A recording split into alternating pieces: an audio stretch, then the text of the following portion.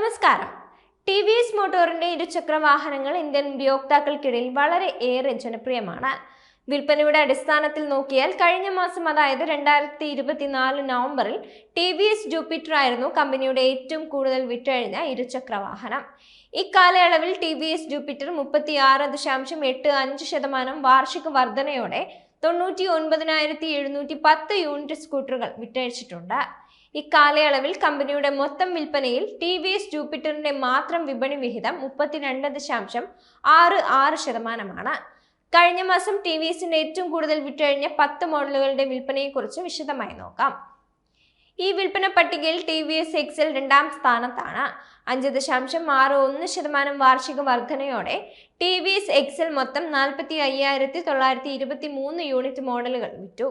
അതേസമയം ഈ വിൽപ്പന പട്ടികയിൽ ടി വി എസ് അപ്പാച്ചെ മൂന്നാം സ്ഥാനത്താണ്. ഈ കാലയളവിൽ ടി വി എസ് അപ്പാച്ചെ മൊത്തം 35,610 യൂണിറ്റ് മോട്ടോർ സൈക്കിളുകൾ വിറ്റഴിച്ചു.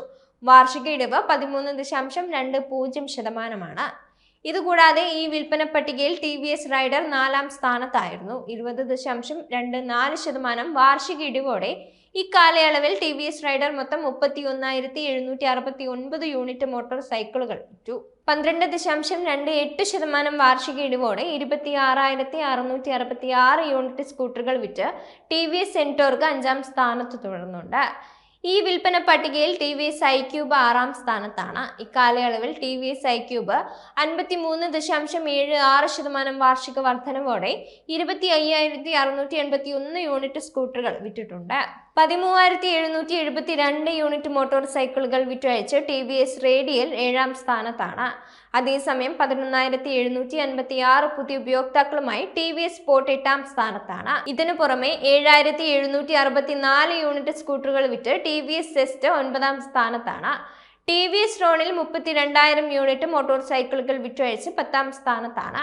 ഹോണ്ട ആക്ടിവ എന്ന മഹാമേരുവിനോട് പോരാടി ഇന്ത്യൻ സ്കൂട്ടർ സെഗ്മെന്റിൽ തന്റേതായ സ്ഥാനം നേടിയ മോഡലാണ് ടി വി എസ് ജൂപ്പിറ്റർ. ഇന്ത്യയിൽ ഏറ്റവും കൂടുതൽ വിറ്റഴിക്കപ്പെടുന്ന രണ്ടാമത്തെ സ്കൂട്ടറാണ് ജൂപ്പിറ്റർ. 2013 സെപ്റ്റംബറിലാണ് T V S Jupiter scooter വിപണിയിൽ എത്തിച്ചത്. ജൂപ്പിറ്റർ സ്കൂട്ടറിന്റെ 110cc മോഡലാണ് ആദ്യം പുറത്തിറങ്ങിയത്. പിന്നാലെ 125cc മോഡലും പുറത്തിറങ്ങി. കാലികമായ മാറ്റങ്ങളോടെ ഏതാനും മാസങ്ങൾക്ക് മുമ്പാണ് ടി വി എസ് പുതിയ ജൂപ്പിറ്റർ 110 സ്കൂട്ടർ അവതരിപ്പിച്ചത്. സമീപകാലത്ത് ടി വി എസ് ഏറെ പ്രതീക്ഷയോടെ കാണുന്ന ഒരു ലോഞ്ചായിരുന്നു ജൂപ്പിറ്ററിൻ്റെത്. അതുകൊണ്ട് തന്നെ കൂടുതൽ ഉപയോക്താക്കളെ ആകർഷിക്കുന്നതിനായി വലിയ അലങ്കാരങ്ങളോടെയായിരുന്നു scooter പ്രദർശിപ്പിച്ചത്.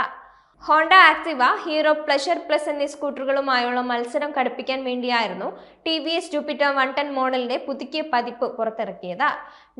Drum alloy, SmartX connect drum, SmartX connect disc എന്നിങ്ങനെ 4 വേരിയന്റുകളിലായാണ് പുതിയ ജൂപ്പിറ്റർ 110 വിപണിയിൽ എത്തിച്ചിരിക്കുന്നത്. സ്റ്റൈലിംഗിൽ അടക്കം വലിയ മാറ്റങ്ങളോടെയാണ് സ്കൂട്ടർ വരുന്നത്. മുൻഗാമിയുടെ തൊട്ടടുത്ത് കൊണ്ടുവന്ന് നിർത്തിയാൽ ഇത് ജൂപ്പിറ്റർ ആണെന്ന് പറയാൻ പറ്റാത്ത രീതിയിലായിരുന്നു സ്റ്റൈലിംഗ് അപ്ഡേറ്റുകൾ.